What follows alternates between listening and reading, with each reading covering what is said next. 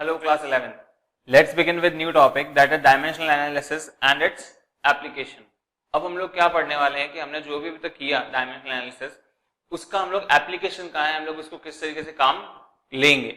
अच्छा, इसके अंदर जो आपके मेन प्रिंसिपल है वो सिर्फ दो हैं.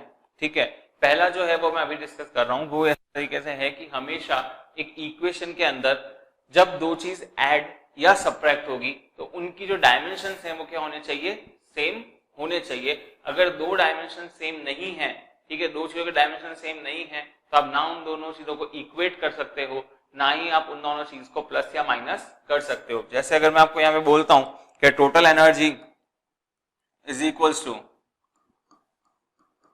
Kinetic energy plus potential energy, सही बात, तो ये चीज सही है. तो ये चीज क्या होगी उस केस में, सही होगी, क्योंकि ये भी एनर्जी का डायमेंशन, ये भी एनर्जी, ये भी एनर्जी. लेकिन अगर मैं बोलता हूं total energy is equals to force plus distance, ठीक है, तो ये चीज क्या हो जाएगी, गलत हो जाएगी, क्योंकि इधर जो आपकी डायमेंशन है वो किसकी है इधर जो डायमेंशन है वो किसकी है, एनर्जी की है, जबकि इधर फोर्स और डिस्टेंस की है. ना ये दोनों आपस में ऐड हो सकते हैं, ना ये इसके इक्वल हो सकते हैं. तो दोनों ही बातें क्या हो गई है, गलत हो गई है. तो अगर आपको दो क्वांटिटी को इक्वेट करना है तब भी दोनों जो क्वांटिटीज हैं आपकी, ठीक है, चाहे ए और ये बी, ये दोनों कैसी होनी चाहिए, होमोजेनियस होने चाहिए, मतलब सेम डायमेंशंस की होनी चाहिए. एट द सेम टाइम अगर आपके पास क्या है, क्या क्या दो कोई क्वांटिटी है जिनको आप ऐड करना चाहते हैं, that A is equals to B plus C, तो जो बी और सी है, ठीक है, उन दोनों के जो डायमेंशन होने चाहिए वो कैसे होने चाहिए, सेम होने चाहिए. प्लस इंडिविजुअली बी का डायमेंशन ए के जैसा होना चाहिए और सी का डायमेंशन भी किसके जैसा होना चाहिए, ए के जैसा होना चाहिए इंडिविजुअली. समझ में आया? इसका मतलब dimension of A should be equals to dimension of B should be equals to dimension of C if you want to do A is equals to B plus C. समझ में आ रहा है? डायमेंशन सबके क्या होने चाहिए, सेम होने चाहिए. अगर आप उनको इक्वेट करना चाहते हो या फिर ऐड या सब्ट्रैक्ट करना चाहते हो. अगर आप इस तरह से नहीं चेक कर पा रहे, अगर आपकी चीज नहीं बैठ रही है तो आपकी इक्वेशन क्या होगी, गलत होगी. या इसी तरीके की चीजें हम लोग इसके अंदर डिस्कस करेंगे. Okay, let's begin with first application that is conversion of system. conversion of system का क्या सीन है, ये अपने को उस चीज को यूज करा के देती है जब हमको इस तरीके से बोला जाता है कि अब आप मेरे को बताओ कि मेरे को ना एमकेएस सिस्टम से सीजीएस यूनिट के अंदर जाना है या सीजीएस से एमकेएस में जाना है, जो भी इधर उधर मेरे को काम करना है, मेरे को एक यूनिट से दूसरी यूनिट के अंदर जंप करना है. उस केस में आप बताओ कि इस चीज को आप किस तरह से सॉल्व करोगे. तब मेरे को ये चीज क्या करके देती है, हेल्प. ये क्या करती है वो आप लोग थोड़ा सा देखें. ये इस तरीके से मेरे को हेल्प करती है कि आपका एम एल टी की जो पावर्स होती है ए बी सी, ये कभी भी चेंज नहीं होती है फॉर अ पर्टिकुलर क्वांटिटी. ठीक है, फॉर अ पर्टिकुलर क्वांटिटी जो आपकी पार्ट्स हैं, ठीक है, जो आपके डायमेंशंस हैं, जैसे ये ए हुआ, ये बी हुआ, ये सी हुआ, ये कभी भी चेंज नहीं होंगे. आप अगर क्या करते हो, एक सिस्टम से दूसरे सिस्टम में स्विच करना चाहते हो तो ए बी सी की पावर चेंज नहीं होगी, एम एल टी की पावर चेंज हो सकती है. अगर आप एमकेएस के अंदर हो तो उस केस में ये केजी है और ये मीटर है और ये सेकंड है. अगर आप सीजीएस में जाना चाहते हो तो उस केस के अंदर ये क्या हो जाएगा, आपका ग्राम हो जाएगा, ये क्या हो जाएगा, सेंटीमीटर हो जाएगा, और ये क्या हो जाएगा, सेकंड हो जाएगा, मतलब वो सेम ही है. तो ये क्या है, बहुत बड़ा डिफरेंस है कि आप क्या करना चाहते हो और क्या आपके पास में अवेलेबल है. ठीक है, तो ये आपका एक थोड़ी सी चीज समझनी पड़ेगी कि डायमेंशंस जो होते हैं वो कभी भी चेंज नहीं होते हैं. जो बेस क्वांटिटीज के पावर में हमने रेज किया है वो कभी भी चेंज नहीं होगा. अगर आप यूनिट सिस्टम चेंज करते हैं तो आप एमकेएस से सीजीएस में आए, सीजीएस से एमकेएस में आए, किसी भी और सिस्टम के अंदर अगर आप जाते हैं तो ठीक. तो इसको अगर मैं ध्यान रखूं तो मैं इसको इस तरह से लिख सकता हूं, any quantity can be defined in this way. Like अगर मैं किसी भी क्वांटिटी को बात करूं लाइक ए, तो वो क्या होगा, उसका कुछ ना कुछ क्या होगा पहले एन आएगा. एन कहने का मतलब क्या है कि उसका जो मैग्नीट्यूड वाला पार्ट होगा, जैसे मैं बोलूं मेरे पास 5 kgs ऑफ राइस है तो 5 इज इट्स मैग्नीट्यूड, एक मैग्नीट्यूड होगा और फिर उसके बाद क्या होगी उसकी यूनिट. तो किसी भी क्वांटिटी को आप इस तरीके से रिप्रेजेंट करते हैं मैग्नीट्यूड इनटू यूनिट. तो 5 kg, ठीक है, या 12 सेंटीमीटर. ठीक, तो आपका एक न्यूमरेटर एक आपके पास क्या होता है वहां पे एक न्यूमेरिक वैल्यू होती है, न्यूमेरिक वैल्यू का आप लोग क्या नाम देते हैं, मैग्नीट्यूड, और उसके साथ में उसकी क्या लगी हुई होती है, यूनिट लगी हुई होती है। ठीक है, ये चीज आपको क्या है, आनी चाहिए। ओके, मैं एक चीज और है, मैं इसको ऐसा बोल सकता हूं 5 kgs को मैं कैसे बोल सकता हूं, 5000 ग्राम्स। सही बात है, 5 kgs is equal to 5000 grams. तो ये जो मेरा कन्वर्जन है ना, ये मेरा क्या हुआ N1, ये क्या हुआ मेरे पास U1, ये हुआ मेरा N2, ये हुआ मेरा U2। तो मैं क्या बोल सकता हूं कि N1 U1 is equal to N2 U2 इस केस में। ठीक है, तो एक यूनिट, ठीक है, और एक मैग्नीट्यूड इज इक्वल टू दूसरा यूनिट इंटू दूसरी यूनिट। इस तरीके से हम कर सकते हैं अगर हमारे पास प्रॉपर कोफिशिएंट हो तो। इन द सेम अपन ऐसा कह सकते हैं that 1 metre is equal to 100 centimetre. Again ये आपका हो गया N1, ये हो गया U1, ये हो गया आपका N2, ये हो गया आपका U2। सिंपल। तो इस तरीके से आप चीजों क्या करते हो, इक्वल लगते हो प्रॉपर कोफिशिएंट्स को लगा करके। इसी तरीके से मैं आपको बोल सकता हूं कि आप मेरे को बताओ कि 1 hour is equal to how many seconds. तो अगेन आप लोग आर वाले से आप इसमें दूसरी यूनिट में जाना चाहते हो सेकंड में, तो वो तो आपको याद है, आप बोल दोगे 3600 सेकेंड्स। तो ये चीज आप डायरेक्टली बोल सकते हो, लेकिन अगर नहीं आती होती तो आपको ये चीज क्या करती, हेल्प करती, आपको एक कोफिशिएंट N2 ढूंढने में ये क्या करती है, हमेशा मदद करती है। तो ये N2 क्या होगा वो आप पता लगा सकते हो यूजिंग दिस मेथड जो मैं अब आपको सिखाने जा रहा हूं। ठीक, तो फॉर एनी क्वांटिटी, पहले आप लोगों ने नोटबुक में लिख लीजिएगा, for any quantity on converting it from one unit system to another unit system, dimensions of that unit never changes. मतलब जो आपने बेस क्वांटिटी के पावर के अंदर जो आपने डायमेंशंस को रेज किया है वो कभी भी चेंज नहीं होंगे। डन। चलिए इसको मैं करता हूं शुरू। ओके, तो अभी सबसे पहले मैं बोलता हूं N1 U1 is equal to N2 U2, N1 U1 is equal to N2 U2। अब मैं अगर बात करूं आपसे कि मेरे को निकालना क्या है N2, तो ये हमेशा मेरे पास क्या होगा, अननोन होगा। तो N2 will be equals to your N1 U1 divided by U2। अच्छा, U1 क्या, U1 U2 कैसे लिखेंगे, N1, अब U1 हो जाएगा आपका M1 L1 P1। मैं मान लेता हूं कि जो मेरा क्वांटिटी है, ठीक है, उसके अंदर पावर्स इस तरीके से हैं A B C। ओके, तो यहां पे N2 क्या हो जाएगा, M2 L2 T2।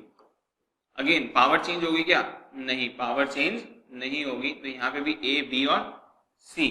तो मैं इसको इस तरह से लिखूंगा N2 इक्वल्स टू N1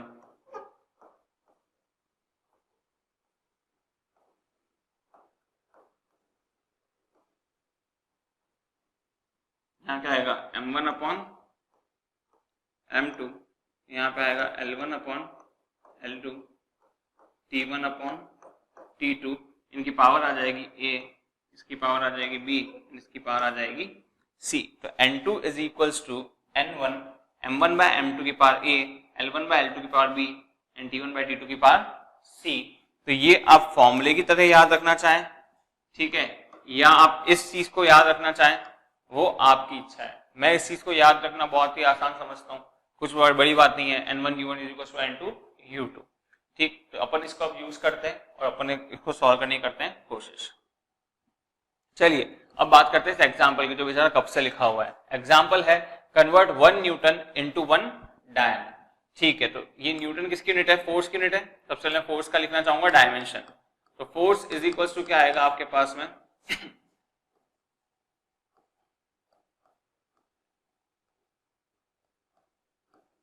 सही बात, M1 L1 T-2। चलिए अब हम करते हैं आगे की बात। तो ये किस तरीके से हो जाएगा आपके पास में, ये इस तरीके से हो जाएगा कि आप लोग ले लेंगे यहाँ पे सिंपल सा N1 U1 is equals to N2 U2। आपको कन्वर्ट करना है न्यूटन से डायन में। तो जो न्यूटन है that is your MKS unit and जो डायन है वो है आपकी CGS यूनिट। ठीक, तो अभी मैं आपको बोलता हूं कि जब अपना फॉर्मूला पढ़ा है वो क्या पढ़ा है अपन ने, n2 is equals to n1 m1 upon m2 की power a L1 upon L2 की power b and T1 upon T2 की पावर c। ठीक, अब यहाँ पे मैं सब चीजें बता देता हूँ आपको फटाफट थोड़ा सा करके। इसके अंदर देखें आप, तो आपको पता चलेगा a की वैल्यू कितनी है 1, b की वैल्यू कितनी है आपकी 1 एंड c की वैल्यू कितनी है आपकी -2। ठीक, अब m1 m2 m3 क्या है? अगर मैं m के सिस्टम में बात करता हूँ, ठीक है, और मैं बात करता हूँ आपसे CGS सिस्टम में, ठीक, तो यहाँ पे आपके m की वैल्यू क्या आएगी? ये आएगा आपका m1, तो वो आएगा आपका 1 kg। ठीक, और यहाँ पे मैं बात करूँ तो क्या आएगा यहाँ पे m2 that is equals to 1 gram, तो 1 kg is equals to 1000 gram. ये चीज हमें ध्यान रखनी है। ओके, अगर मैं m2 के बारे में बात करूं L1 की, L1 होगा 1 metre that is equals to 100 centimetre. यहाँ पे होगा आपका L2 is equals to 1 centimetre. अच्छा, T1 होगा आपका सेकंड एंड T2 भी होगा आपका सेकंड। इजी। तो ये कुछ डेटा है जो मेरे को अवेलेबल है। अब मैं इसको पुट करता हूँ और मेरा फाइनल आंसर फाइंड आउट करता हूँ। N2 is equals to N1, N1 की वैल्यू वो भी एक रह गई, N1 इज 1 न्यूटन, तो 1 multiplied by 1000 gram divided by 1 ग्राम, क्योंकि यहाँ पे अपने को 1 kg लिखा हुआ है, 1 kg का मतलब क्या है 1000 ग्राम। इसकी पावर कितनी a की पावर कितनी है 1, okay 1। Next 100 centimetre divided by 1 centimetre, इसकी पावर कितनी है आपके again 1, time 1 second divided by 1 second, इसकी पावर कितनी है अगेन आपकी -2। यहाँ पे क्या बना आपके पास है, ग्राम से ग्राम कटा, यहाँ पे आप क्या बना 1000 मल्टीप्लाइड बाय ये 2 0 और तो 100 मल्टीप्लाइड बाय 1, तो ये आपके पास आया 10 टू द पावर 1 2 3 4 5। तो अब आपको पता चल गया यहाँ से that 1 newton is equals to 10 to the power 5 dyne, and that's it. Okay, तो आपको ये चीज समझ में आ गई होगी मेरे हिसाब से, बहुत ही आसान है, ये बात करने की आप लोग करेंगे ट्राई। अच्छा, ये एक हुआ, एक आपको मैं दे रहा हूं, आप लोग करेंगे 1 joule is equals to how many ergs. ठीक है, तो मैं आपको एक हिंट दे देता हूं, जो मेरे पास वर्क डन का डायमेंशन है वो क्या है आपके पास में,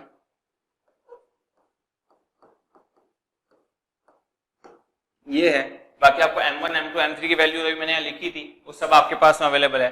small a small b small c की वैल्यू मैंने आपको दे दी है। इसी तरीके से आपको क्या निकालना है, यहाँ का n2 फाइंड आउट करना है। ओके, चलिए ये आपका होमवर्क है, जैसे वीडियो देखें आप लोग अपने साथ में इसी क्वेश्चन के बाद में इस क्वेश्चन को भी करेंगे। डन, और फिर आंसर ग्रुप पे पोस्ट कर दीजिएगा। आगे देखें, checking the dimensional consistency of equation. जो अपना टॉपिक है वो है डायमेंशनल कंसिस्टेंसी चेक करने का। डायमेंशनल कंसिस्टेंसी का मतलब क्या होता है कि जो हमारे पास इक्वेशन दे रखी है क्या वो सही है या गलत है, या एटलीस्ट मैं बोलना चाहूंगा गलत तो नहीं है।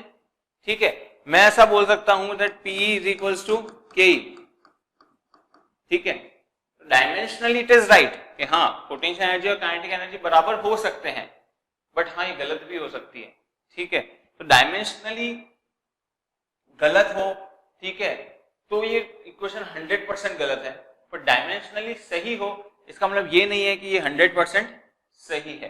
ठीक है, ये गलत तो नहीं है, उसका अपने को क्या देती है, अंदाजा देती है, बट बिल्कुल सही है इसका अंदाजा ये हमें नहीं देती। इट इज लाइक अगर मैं बोलूं that distance s is equals to velocity into time, velocity into time plus area.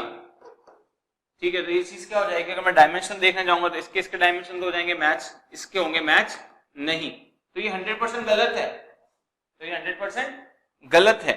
ठीक, अगर देखो s is equals to ut plus vt plus x plus y plus z, ठीक है, x y z are in metres, तो अब बोले कि ये सही है या नहीं है, तो हम लोग इसको देखेंगे तो हम बोलेंगे हाँ गलत नहीं है, लेकिन सही है।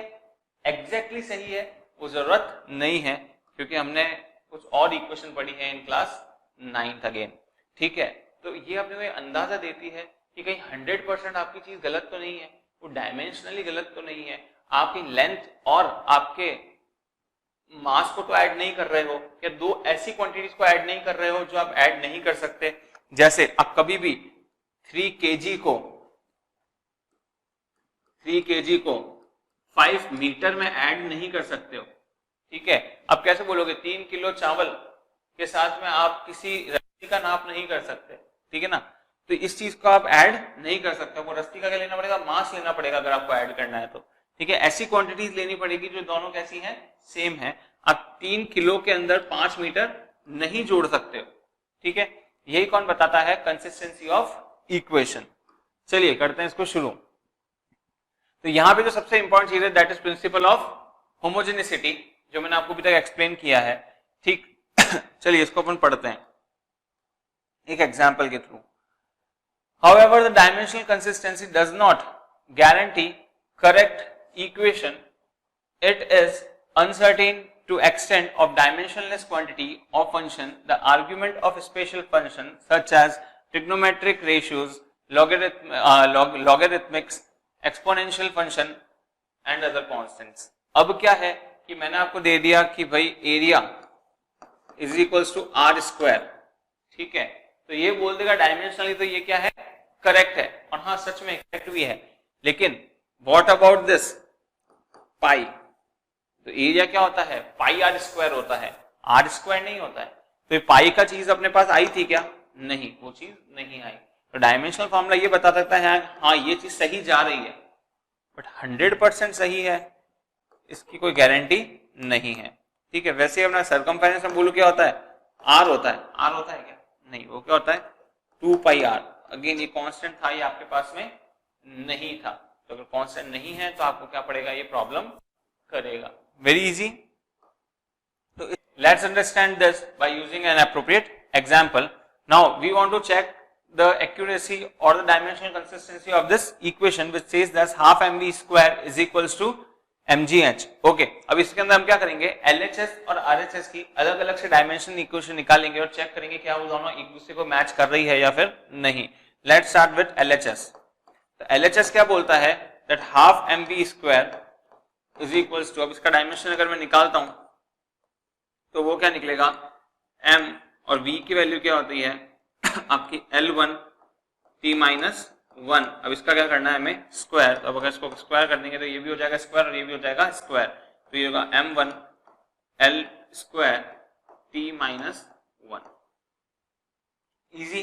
तो ये इस तरीके से आपका आंसर आएगा।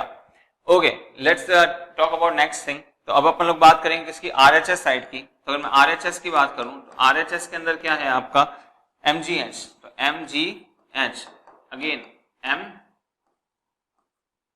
g क्या है acceleration, L1 t minus 2 into your h, h again क्या है L। ये आपका आंसर क्या आ जाएगा m1 L2 t माइनस 2। तो क्योंकि आपके LHS और RHS दोनों कैसे हैं, इक्वल, इसीलिए आपकी जो इक्वेशन है वो डायमेंशनली क्या है, करेक्ट है। तो मैं बोल सकता हूं कि हाँ ये चीज सही हो सकती है। चलिए, तो ये बोलता है if an equation fails this consistency test it is proved that it is wrong, but if it passes it is not proved right.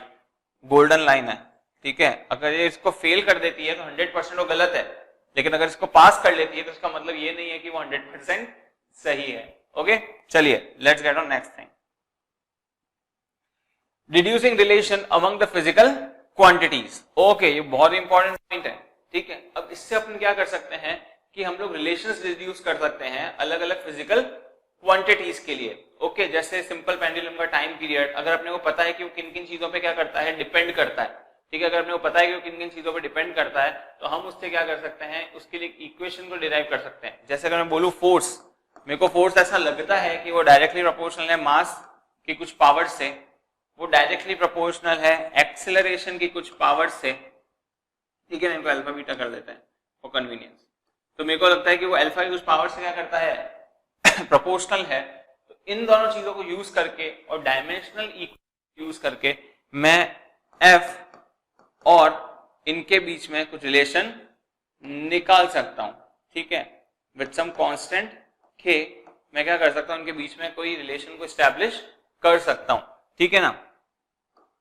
तो इस चीज को मैं क्या करने वाला हूं, आपको एक्सप्लेन करने वाला हूं। ये क्या बोलता है, the method of dimensions can sometimes be used to deduce relation among the physical quantities. For this, we should know the dependency of physical quantities on another quantities up to 3 physical quantities, independent variable, and consider it as product type of the dependency. मतलब ये कैसे होनी चाहिए, जैसे product में और division में होनी चाहिए, ठीक है। मतलब प्रोडक्ट में लिखेंगे, डिवीजन होगा तो अपने आप -1 पावर में आ जाएगा। तो आपको क्या करना है, जो आप डिपेंडेंसी लेंगे वो सभी के सभी कैसे होनी चाहिए, मल्टीप्लिकेशन में होनी चाहिए। अगर प्लस के अंदर है तो उस केस में ये चीज काम नहीं करेगी। जैसे s is equals to ut plus half at square है, ठीक है। तो इस टाइप की इक्वेशंस आप इससे फाइंड आउट नहीं कर सकते हो, ठीक है। क्यों? क्योंकि यहाँ पे addition type of thing introduce हो गई है। अब क्योंकि यहाँ पे एडिशन आ गया है तो ये काम नहीं करेगा। काम कब करेगा, जब कुछ भी चीज मल्टीप्लिकेशन में होगी। जैसे आपको क्या नाम है, जैसा को बोले kinetic energy is equals to k mv square, तो ये चीज इससे हो सकती है, ठीक है। लेकिन ऐसा कुछ बोले तो इस चीज से ऐसा कुछ नहीं हो सकता। ये वाला जो अपने को टाइप है वो अपने को हेल्प नहीं करेगा। इसे कब हेल्प करेगा, जब मैक्सिमम 3 क्वांटिटी हो, प्लस वो इंडिपेंडेंट हो, और तीसरी कि वो कभी भी क्या हो इस टाइप के अंदर एडिशन सब्ट्रैक्शन बीच में नहीं होना चाहिए। वो सबके सब कैसे होना चाहिए, प्रोडक्ट के फॉर्म में होने चाहिए। Done. Let's illustrate the same by using a proper example which says that the wavelength lambda associated with a moving particle depends upon its mass m, its velocity v and Planck's constant h. Show dimensional relationship between them. ठीक है, अभी आपको चीजें दे रखी है, इनके बीच में dimensional relationship क्या करनी है, एस्टैब्लिश करनी है।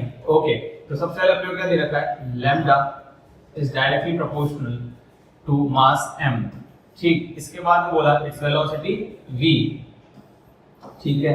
इसके बाद बोला इसका प्लैंक कांस्टेंट h, का प्लैंक कांस्टेंट h, ठीक है। अब क्या होगा, अपने हमेशा जो डायरेक्ट प्रोपोर्शंस होंगे वो इनकी पावर्स में भी होगा, लाइक m की पावर a, v की पावर b, h की पावर या c मान लेते हैं, ठीक है। तो m की पावर a, v की पावर b एंड h की पावर c। डन। चलिए अब हम बढ़ते हैं आगे। अब मैं अगर डायमेंशनल रिलेशनशिप एस्टैब्लिश करना चाहता हूं, इसका मतलब ये है that dimensions of lambda should be equal to dimension of m to the power a multiplied by dimension of v to the power b and dimensions of h to the power c। So dimensional formula of lambda is given by lambda, मतलब ये क्या है, length की unit है। तो यहाँ पे आएगा m to the power 0, L to the power 1, T to the power 0, that is equals to, अच्छा m क्या हो गया आपका, m की पावर 1, L की पावर 0, ठीक, T की पावर भी 0 to the power a। अगर वेलोसिटी v की बात करूं तो v का हो जाएगा आपका m to the power 0, L to the power 1, T to the power -1, O to the power b।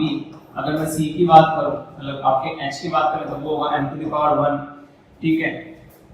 Okay, उसके बाद L टू दी पावर क्या होता है यहाँ पे आपका 2 इनटू आपका c की पावर कितना आएगा -1, इसकी पावर क्या आएगा c। अगर आपको h का फॉर्म याद नहीं रहता तो आपने पिछले देखा होगा दैट मैंने आपको ऐसा बोला that h is equals to energy divided by your frequency.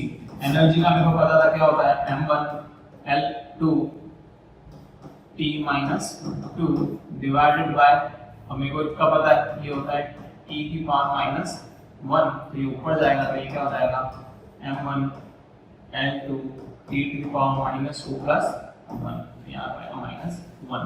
Okay, तो आपका जो छोटे छोटे फॉर्मूलाज याद रहेंगे तो इस सबसे ये करना बहुत ही ज़्यादा आसान हो जाएगा, ठीक। तो मैं इसको इस तरह से लिखता हूँ m to the power 0, L to the power 1, t to the power 0 is equals to m to the power a plus यहाँ से नहीं c, यहाँ से अपने को एक चीज मिली। फिर अपने L के ऊपर यहाँ से 0, यहाँ से b, और यहाँ से आया आपके पास में +2c। ठीक है, इसके बाद में अपन चलते हैं टी के पास। तो टी के ऊपर क्या दे रखा है, यहाँ दे रखा है 0, यहाँ दे रखा है -1 तो माइनस बी, और यहाँ से आएगा आपका था माइनस सी। डन, ये अपने पास में और आ गया। ठीक है, अब मैं क्या करता हूँ, फटाफट इक्वेट करना शुरू करता हूँ इनके डायमेंशंस को। तो सब इक्वेटिंग the dimensions of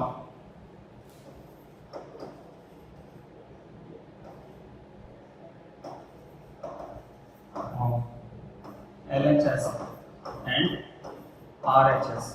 ठीक है, सबसे पहले मैं m के डायमेंशंस को करता हूँ। ठीक है, तो m के अगर बात करूँ तो यहाँ पे क्या है आपके LHS साइड पे 0 और यहाँ पे क्या है a प्लस c। ठीक, तो ये हो गई आपकी इक्वेशन नंबर 1। अच्छा, इसके बाद में अगर मैं बात करूँ आपसे, अगर मैं इसके डायमेंशंस अगर करूँ L के, तो L के अगर मैं करना है तो उसके अंदर आ जाएगा, यहाँ पे आएगा 1 और यहाँ पे आ जाएगा आपका b प्लस 2c। ओके, इसके अंदर अगर बात करूँ आपसे कितना t के डायमेंशंस को इक्वेट करने के लिए, तो यहाँ पे है 0 और यहाँ पे है आपके पास में माइनस b माइनस c। ठीक, तो ये मेरे पास क्या आ गया, कुछ डेटा आ गया। चलिए, अब मेरे को इन तीनों इक्वेशन को सॉल्व करना पड़ेगा in order to find out the value of a b and c। इधर कर देते हैं हम। तो अगर मैं आपकी इक्वेशन कौन सी देता हूं, डायरेक्ट मैं इक्वेशन देखूं आपकी ये वाली, दैट इज t वाली इक्वेशन नंबर 3, तो मेरे को यहां पता चलता है that b is equals to minus of c। ठीक, इसको मैं इक्वेशन को यूज देता हूं आपकी सेकंड इक्वेशन के अंदर। ठीक है, तो यहां पे आ जाएगा 1 is equals to minus c plus 2c। तो यहां से मुझे पता चल जाएगा, यहां से मुझे क्या पता चल जाएगा that 1 is equals to c। c की वैल्यू क्या आ गई है 1।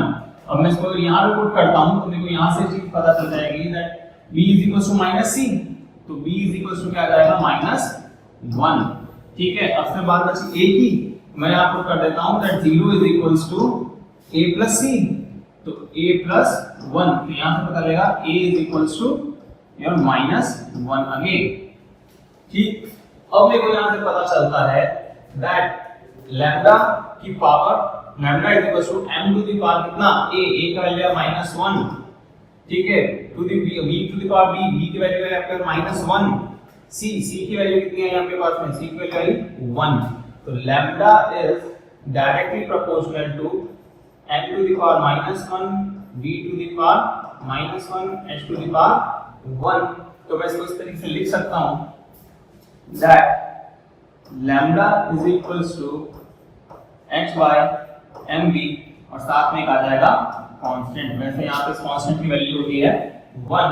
तो यहाँ से मैं अपना क्या कर पाया, एक फॉर्मूला डिराइव कर पाया that lambda is equals to h divided by mv।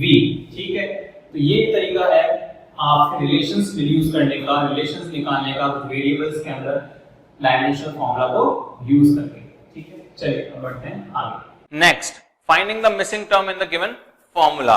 Again I am going to use the same thing, that is homogeneity of the equation and try to find missing terms given in the formula. For example, इसको मैं example से समझ पाएंगे। जैसे इसने हमने को दिया कि ये आइंस्टाइन का इक्वेशन है, वैसे बता दूं मैं आपको, m is equals to m not divided by 1 minus v square की पावर 1/2।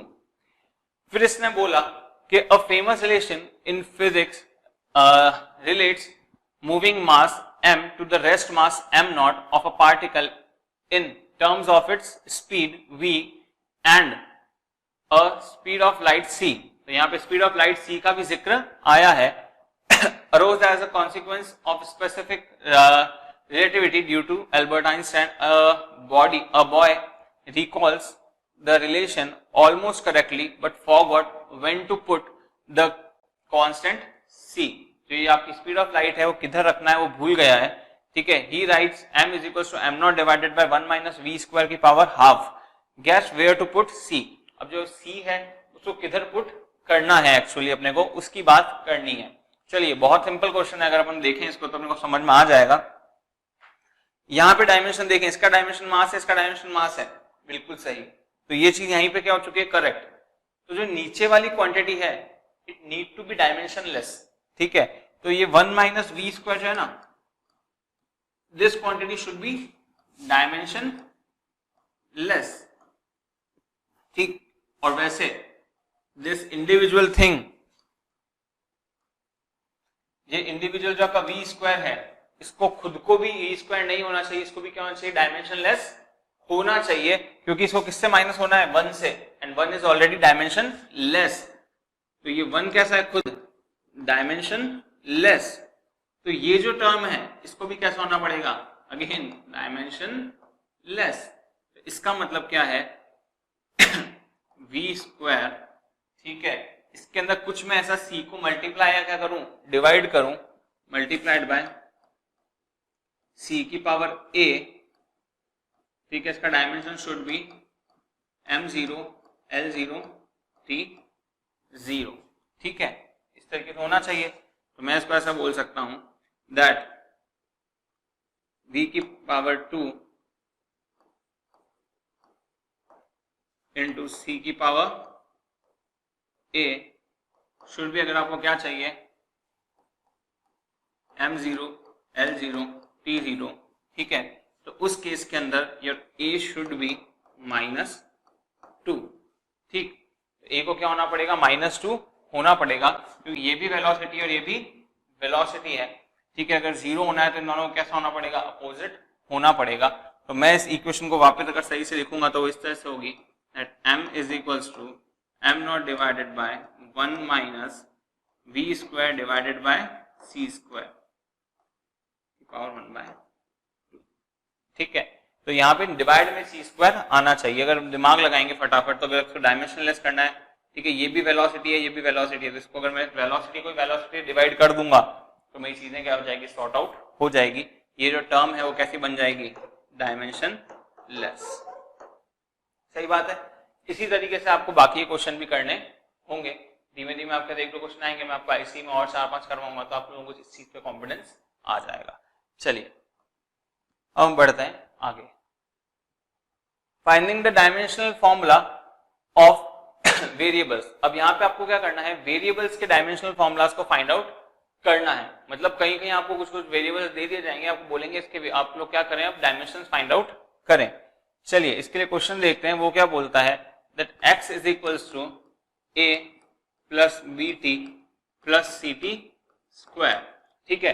अब बोलता है where x is in metre and t is in second, find out dimension of c। अब आपको c का डायमेंशन फाइंड आउट करना है, जबकि ये क्या है आपका, ये क्या आपका मीटर के अंदर है, इसका मतलब इसका डायमेंशन हुआ l।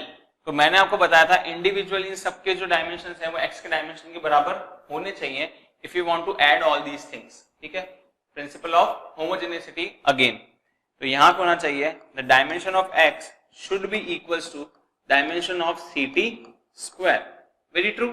चलिए तो मैं इसको लिख सकता हूं dimension of x should be equals to dimension of c multiplied by dimension of t का स्क्वायर। तो dimension of c should be equals to dimension of x divided by dimension of t का square.